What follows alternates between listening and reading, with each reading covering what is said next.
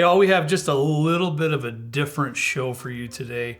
I've asked Trenton to dig deep into his inner soul and get sentimental about a few things. And what'd you tell me? I don't get sentimental. I know it. I don't. Nope, I really don't.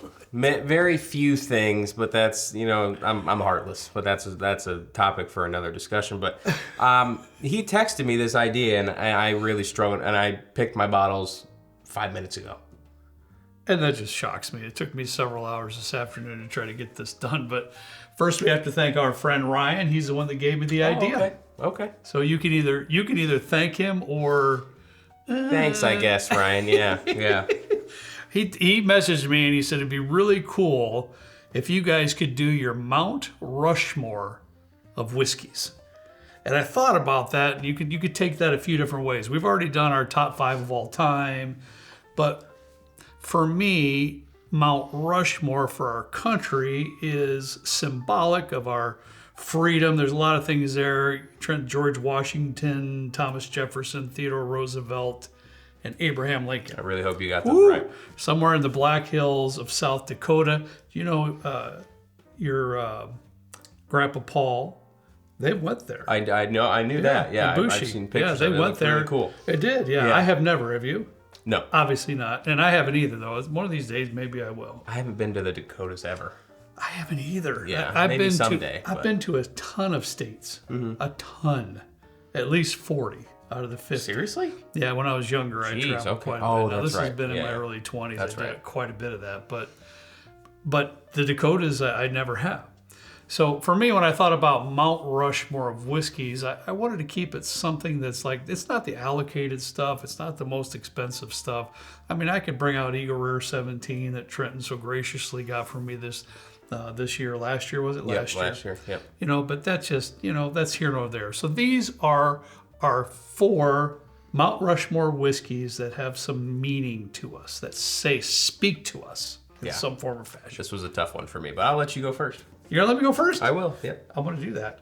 Very first one I'm going to pull. It might surprise you all, but I'm going to get Maker's Mark 46 cask strength, finished in French oak staves. I really wanted to come up with something that was finished, for one, because I am a big fan of finished bourbon, finished whiskeys per se. Now this, of course, is finished with actual French oak staves rather than a wine barrel of some sort of sherry barrel. But Makers has done really well for us in a lot of blinds. It has. And our Bourbon Madness competitions. It's done extremely well. So my heart was pulled towards Maker's Mark, and I thought, what better than the 46 cask strength? I love those Cinnabon notes that I get in there. And what is it, $60-$70? Yeah. Great bottle. Great. I'm going to pull out, and I did a switcheroo last minute. I don't think you saw it. Don't look over there. But it's like his mom. I did a little switcheroo kind of a last second, and I know this one's going to surprise you, maybe you also. But I put Still Austin on here.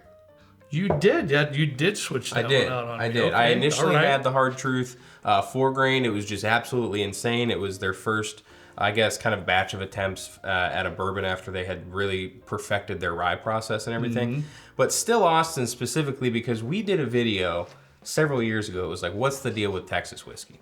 And I tried the Balcones rye, and I tried Balcones this and that, and the Iron Root, and several other brands. That I wasn't getting it, you weren't getting it. Yeah. And then along came Still Austin. And I like Still Austin so much that I have just about every bottle that they've ever made minus 2 releases. And I'm just like, I'm going to complete my Still Austin collection. I like it that much. They do really good finished ryes. Unfortunately, they do distillery-only releases, so it's a little bit more difficult to get those. You got to have somebody out in Texas, out in Austin, to kind of help you pick them up from the distillery if you order online.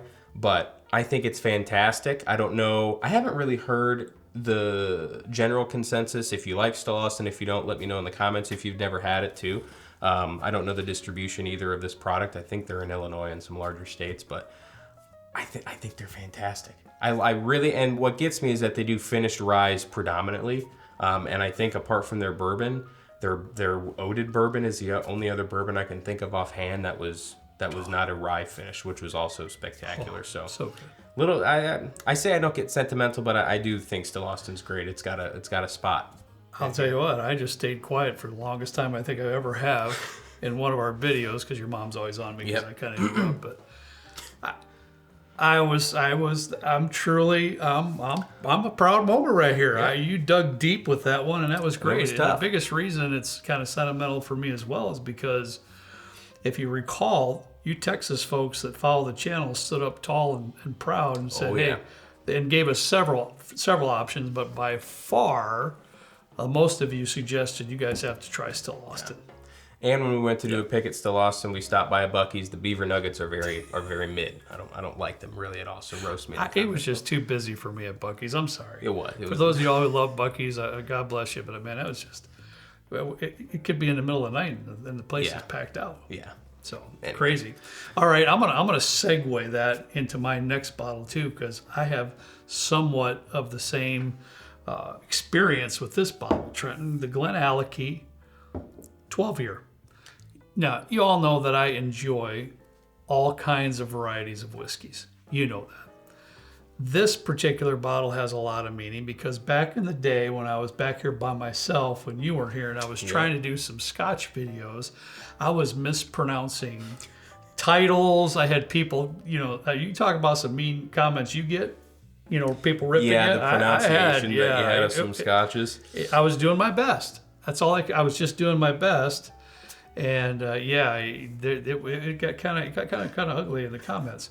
But this is another bottle where the good folks out there, hundreds, Trenton, literally hundreds of people told me you have got to try Glen Alecky 12-year. And I put it in this list for my Mount Rushmore of whiskeys because I absolutely love a single malt Scotch that's a sherry bomb. Yeah. I love that. And I know there's other folks out there, and I mentioned before, our good friend Robert, we differ that in our opinion. He loves a good bourbon cask finish. Yep. That's all good. I'm sure he'd have one of those in his Mount Rushmore. Yeah. For me, though, I adore a sherry bomb of a single malt Scotch, and this is another one probably around $70 now. This is probably my fourth bottle. It's not open right now because I emptied the other one. It's probably my fourth bottle. I love it. And it has a lot of meaning for me. So it had to get on the Mount Rushmore for me today. The only scotches I have at home are an Ardbeg and Oa, because you bought one, forgot that you had one, and then gave it to me, and I opened it, I never drank it because it's just an absolute barbecue pit. And Glen Alecky I have 4 different releases of Glen Alecky, and I think they're all fantastic, so I could definitely see that for you. Trenton, truthfully, I stood in front of the Ardbeg Hoogadal bottle for about 3 minutes. Weighing that because that's the bottle that propelled me into the peated single malt Scotch. I don't have one of those yet, but I chose this one. Well, next for me, this was kind of your journey into single malt Scotch. This was mine into rye whiskey. And I remember when I first tried rye whiskey, I just wasn't a fan. I got a Rittenhouse after I think seeing it in a book from Death & Co. And I tried it, and I was like, man, this is not great. So I kind of stepped back a little bit, and Michelle is a big fan of rye, and she tried some different ryes, and I was like, I don't know. She kind of bought them for herself, and I ended up dipping my toe into the water. Well, not dipping my toe into the rye because that's kind of nasty. I gave it a little flavor with the lint. Toe jam? Yeah, the toe jam. Sure. Is that what it's called when you get the sock lint jammed in the corner of your toe? Absolutely. Toe jam? Sure. Oh, sure. Man, that stuff stinks. Anyways, the Pikesville, I think when we were buying this, it was like $32 or $35. Yeah. It's a 6-year rye from Heaven Hill. It's 110 proof. And I kid you not, I've probably gone through about 10 bottles of this. It is one of my most consumed bottles at home, probably the most consumed bottle that I have at home. If I don't have something different that I want to try, or if I'm just in the mood for a really solid rye whiskey that's got everything going on. It's got the proof, the price, it's available, and I know I'm not going to be able to not find another one when I run out of it. I bought 2 cases of this because I thought it was going to be going out of stock. You gave me one out of your stash when I ran out of my bottle. And I'm almost depleted that stock now. I believe that. I believe it. So This for me is well, one of the pinnacles of rye whiskey. I could argue some stuff about like a Rossville barrel proof rye from MGP and a couple other things. Sagamore has a lot of meaning for you too. Yeah, but I mean, Pikesville was one of the ryes that basically got me to where I am in my rye kind of journey and my love for rye whiskey. Yeah. Makes perfect sense. Yeah. Really, honestly. All right, guys, my next bottle, Westward Cask Strength. I was gonna put this one in mine. You were? I'm sorry, buddy. No, it's both. It's so good. It's so good. I got into American single malts a little bit here and there. All right, and as I just spoke, I like a lot of variety of whiskeys, but this particular bottle given to us by our friend Chris. Yep. It was like it gave me that light bulb moment as to how good American single malt whiskey can be. Yeah. And it caused me to just dive right in head first into that category of whiskey. Yeah. Let me tell you something.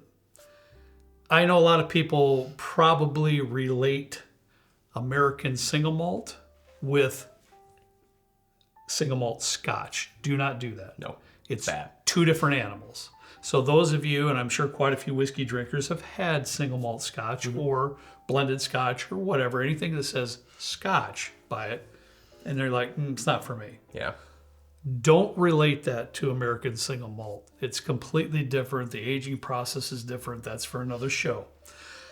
But this is so fantastic. And what they do at Westward, we were just there just a few months ago doing a barrel pick. Had a wonderful time there. It was cool. Oh, and all their stuff was great. Wonderful people there too. So I've got, I don't know, Trent, 50, 60 American single malt bottles over there now. And, Yep. and there's so many I could have pulled from. Yeah. And that I looked at over there. Because that was going to be on my Mount Rushmore, some form of American single malt was going to get there. But this bottle is what, boom, opened my eyes. That is good whiskey.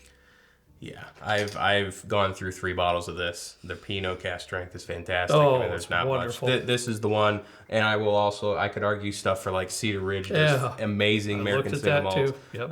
And Zeppelin. Oh yeah, New Holland, what they're I need putting to out find in that American single malt category. Yeah, wow. Fabulous. If you haven't seen a couple videos we've done Fabulous. about it recently. Next up for me, and we've talked about this a lot, but it's OCD coming from Glens Creek. We went to, this was a recommendation to go to Glens Creek from Bucky, one of our patrons or one of our friends. Thankful to Bucky. He set it up, met us up there and everything, and it was the most unassuming place we went because I mean it's this vast distillery that's a little bit what does decrepit mean? Broken and old? Just worn down. Yeah. It's the old Crow distillery. A lot of cool heritage to it. I love old buildings and all the stories behind that. It's a really cool place.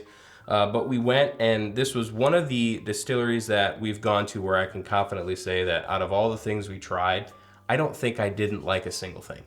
And it was just different from the mainstream stuff that you'd get from a Buffalo Trace or a Heaven Hill or any of these other Old Forester large distilleries. And you could just tell that there was a lot of love and passion put into it. The folks there were fantastic. Small place run by like 3 or 4 people. Yeah. They really care about the craft and they really care about making good products. They don't care about the age. They do it when they pull it out when it's good. And it's just really cool because it kind of goes against everything that you would normally think about a distillery. Not all about the age statement, not about the big production lines and all this stuff. It's just it's really like the definition of what I think a craft, homegrown, baby. Yep, craft would be. Yeah, but with a very unique flavor profile too. That's what's also kind of sets it apart. Yeah, it's like coffee and chocolate. Every single thing, I love it. It really really hits my profile. Very well.